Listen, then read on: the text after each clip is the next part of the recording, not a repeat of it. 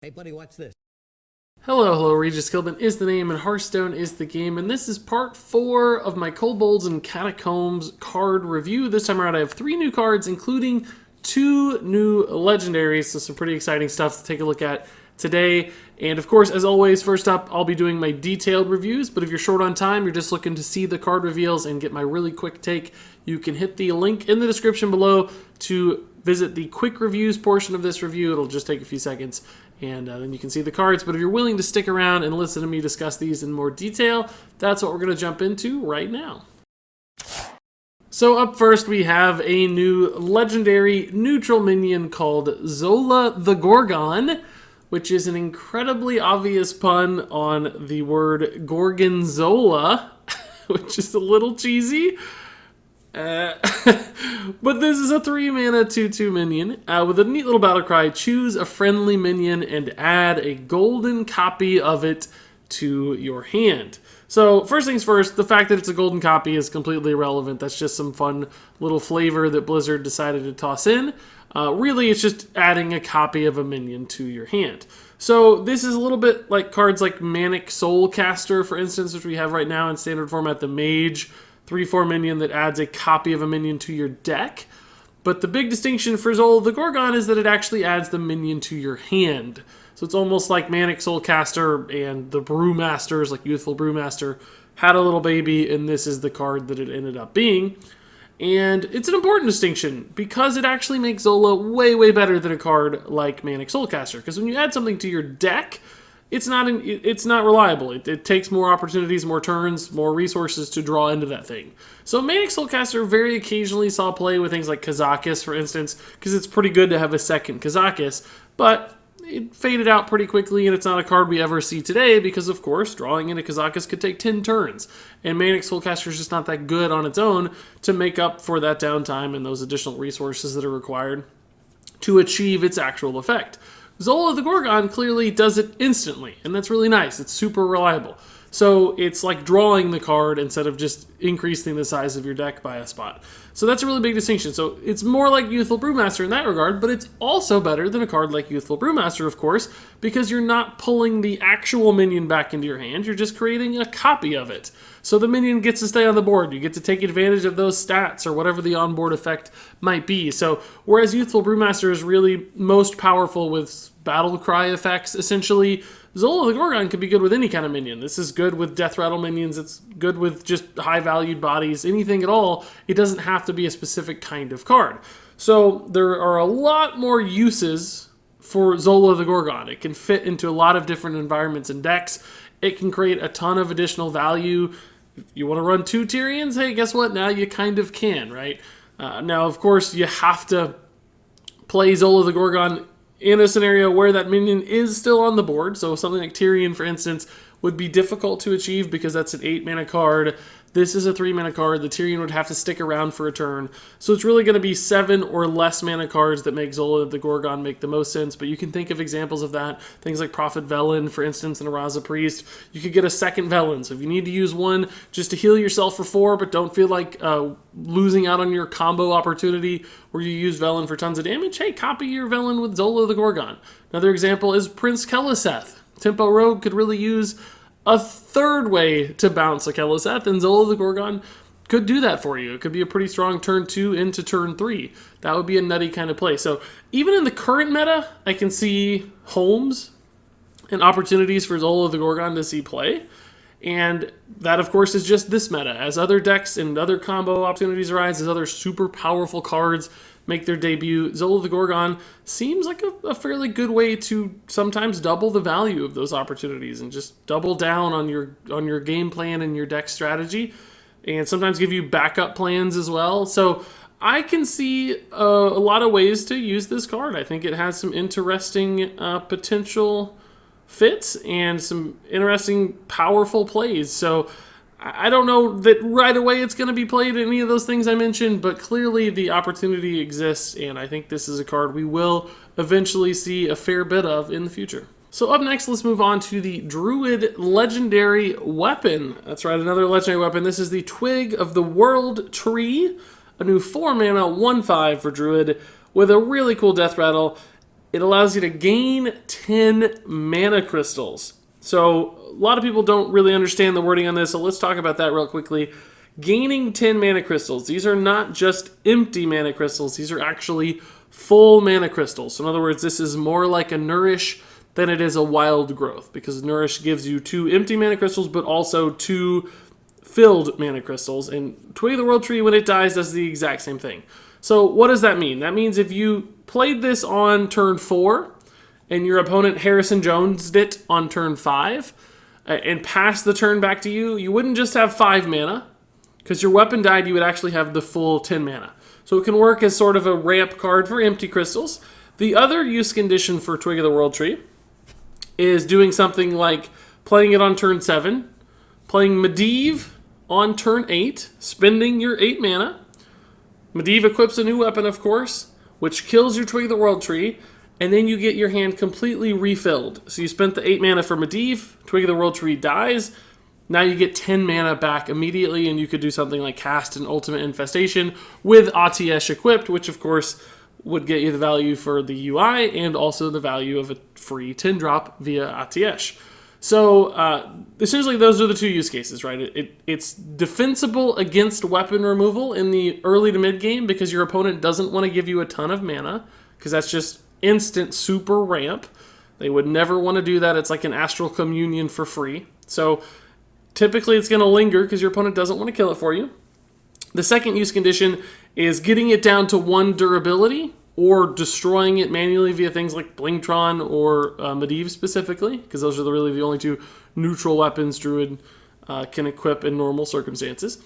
So get it down to 1 durability and then destroy it after you've made a big play. So you could Ultimate Infestation, swing with your Twig of the World Tree, and Ultimate Infestation a second time, all in 1 turn. And those are both obviously incredibly powerful. Those can both be game-defining, game-winning, game-ending sorts of plays. But I do think there's a but with this card. Clearly there's some potential. Clearly when it works, it does absurdly crazy things. But I do think there's a lot of weird friction with this card, and it's gonna be hard to set up scenarios to make it work the way you want it to work. In other words, if you equip this on turn 4, you've basically kind of wasted your turn 4. A 1/5 weapon is not particularly good for 4 mana. That's really more like a 1 or 2 mana weapon at best. So you've sacrificed quite a bit right off the bat to set up your Twig of the World Tree. Your opponent's never going to destroy it for you. That would be total insanity. So it's going to take you essentially 4 additional turns, because you swing the first turn. So 4 additional turns to make Twig of the World Tree actually activate. So naturally, by that point, you'd be at turn 8. And in that scenario, you would only really ramp up an additional mana crystal or 2. You wouldn't gain much, right? Because you'd go from 8 to 10. It's not incredibly significant because you'd be at turn 9 anyway. So it's like 1 free mana crystal. That's certainly not worth it. Now, clearly, you can put this down to 1 durability, play something big, attack, and play something big again. But if your opponent's holding on to weapon removal, as soon as you get down to 1 durability, that's when they're going to pop their weapon removal. So it's hard to surprise them, right? It doesn't really work out all that well. Usually they're going to pop it on their turn when it's at 1 durability, or maybe 2, just depending on how much mana they have, how much flexibility they have as far as weapon removal is concerned. So if they do that, then you don't get the instant influx of 10 mana. So that kind of double play UI into UI opportunity is gone. And you really don't get much ramp either. You might get 1 or 2 extra points of ramp, depending on when they decide to remove it. So it ends up looking like a wild growth that you kind of overpaid for. So your deck's going to have to be built in a way, I think, to support Twig of the World Tree. You're going to have to draw into certain things at the right time, like Medivh, to make it work. Otherwise, you're just giving a little bit too much influence to your opponent about when this thing pops. You're not always going to be able to activate it when you want to take advantage of those instant crystals. So clearly some risk and some opportunity cost bundled into Twig of the World Tree here. Now when it works, it wins games, and that might be good enough for it to see play, but I don't really think this is a guaranteed inclusion in any given Druid deck. I don't think this is a meta-defining card by any means. I think it's still fairly susceptible to weapon removal, even though it's clearly designed as an answer to weapon removal. Another downside for this card is that if your opponent plays taunts, If they play like really big stuff, like, just imagine, for instance, they bone marrow something, right? And you want to use your charge of Twig of the World Tree to destroy it and get your mana crystals back, are you going to attack into that giant taunt minion in the process? You're going to kill yourself doing that? Is it going to double the damage output of every given minion that they play? That's a pretty large risk as well. You don't want to be swinging into Lich Kings just to get 10 mana all the time. You're going to end up killing yourself. And then if you try to counter that by adding survivability to your deck, you're making your deck worse. So again, just a lot of trouble, I think, figuring this one out in any given game. It's going to be tough to piece it all together and get it off in a way that really wins you the game or that makes a big impact. So I think still a solid card. It could easily be played, especially in a Medivh era. Wild format also has some additional ways to make it work. But for the most part, I think this one is only going to see play in specific kinds of decks and is not going to be that everyday super powerful kind of card. So now finally, let's move on to my third and final card in this review. This is another new neutral minion. This is an Epic, the Rummaging Kobold, a 3-mana 1/3 that reads, Battlecry, return one of your destroyed weapons to your hand. So this is a really interesting inclusion from Blizzard. Clearly they recognize that we're adding all these legendary weapons. People are going to want to play with their new legendaries, but weapon removal is just really good against legendary weapons. So we need to add some cards that give you the ability to get a legendary weapon back. In case your opponent destroys it, guess what? You can double down and play it again. Particularly for some classes that only have legendary weapons, that don't have other weapons, this card makes a lot of sense because, for instance, in Warrior, you might have 3 or 4 weapons. This gives you a random one back, which you don't want the Fire War Axe, you want the legendary weapon. That doesn't work as well, but in the caster classes, Priest, getting that second Dragon Soul back could theoretically be cool, and that's why this card exists. The problem for me with Rummaging Kobold is simply that it's basically, if you think about it, it's just a kind of a card draw or card generation card. You can compare it to things like Stonehill Defender almost, right? Like a 3-mana, 1-attack minion that draws you a card or creates a card out of thin air. But of course, legendary weapons have to be very, very good for Rummaging Kobold to make sense because you're sacrificing a lot of onboard stats and a lot of potential, even more so than something like Stonehill Defender, for instance, which is a taunt, which can be helpful a lot of the times, and also just has an additional health point too. So you're sacrificing a lot just to get back this specific thing. And so far, the legendary weapons we've seen are all pretty slow. So this is an incredibly slow play for legendary weapons. And by the way, I don't think this really will ever make sense outside of legendary weapons. Just drawing an additional Fire War Axe probably isn't worth it when you could just draw another card in your deck using some other sort of card draw card. For instance, like an Acolyte of Pain. You'd never run this over an Acolyte of Pain if you're really just concerned about getting cards. Acolyte of Pain almost always makes more sense than something like Rummaging Kobold.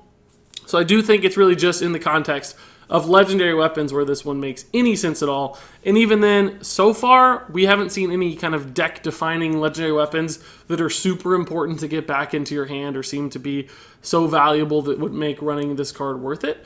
If we do see some of those weapons, clearly this guy could get some bonus points. I mean, he might make sense in a deck where you have this unbelievably good legendary weapon that's, very easily countered or only has a single charge. Rummaging Kobold could be great. Outside of that, I just don't see a lot of hope for this guy. I don't think he makes a ton of sense. I'm glad he exists.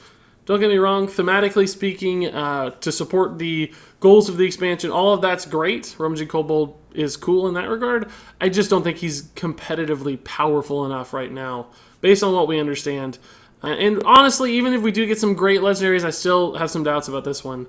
But a nice little nod to the expansion, clearly, and nod to all of our doubts and concerns regarding weapon removal. So I think Blizzard was smart to put this one in the set, even though I don't actually think he's going to be very important or see all that much play.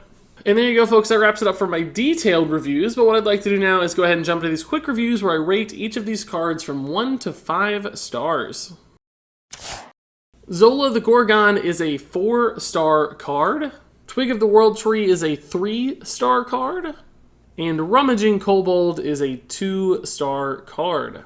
So there you go. That was a pretty quick one. Only 3 cards. There were supposed to be 4, but there was some problem with one of the card reveals. Somebody's trying to milk the Hearthstone audience, I think, by delaying their card reveal. So just 3 this time around, but still a couple legendaries, so a noteworthy review nonetheless. And I think a couple potentially important and big cards there with the 2 legendaries in this this little sample. So all that said, if you guys have thoughts, comments, questions on these cards, of course, leave those in the comments below. I always love seeing your take on these cards. Which one of these you think is going to be good? Did I get it wrong? Did I get it right? Etc. etc. Share all that below. But until then, thank you so much for watching, and until next time, game on.